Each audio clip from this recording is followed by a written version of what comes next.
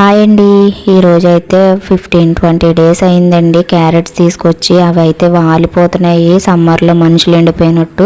So దాన్ని అయితే ఇంకా నేను తురిమేసుకుని నిన్న ఈవినింగ్ ఖాళీ టైంలోనే ఫ్రిడ్జ్లో పెట్టేసిన తర్వాత ఇంకా కుక్కర్లో ఈజీగా అయిపోతుందని కుక్కర్లో నెయ్యి వేసుకుని డ్రై ఫ్రూట్స్ వేయించి తీసేసుకుని ఇలా ఒక క్యారెట్ తురుమును కూడా వేసేసుకుని ఒక 15 మినిట్స్ అయినా సరే బాగా ఫ్రై చేసుకుని, సో మనకి క్రీమీగా ఉన్న పాలు వేసుకుంటే టేస్ట్ బాగుంటుంది. తర్వాత ఒక 5 మినిట్స్ కలిపేసుకుని కుక్కర్ పెట్టేసుకుని 3 విజిల్స్ పెట్టేసుకోవాలి.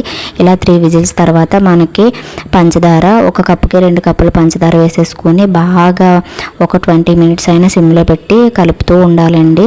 సో ఇలా కలుపుతూ ఉంటేనే మనకి ఆ హల్వా అనేది క్యారెట్ హల్వా టేస్ట్ ఉంటుంది. లాస్ట్లో డ్రై ఫ్రూట్స్ వేయించుకున్నాం కదా, అవి కూడా వేసేసుకుని బౌల్లో సర్వ్ చేసుకుంటే సో టేస్టీ అయిన క్యారెట్ హల్వా అయితే రెడీ అయిపోయిందండి.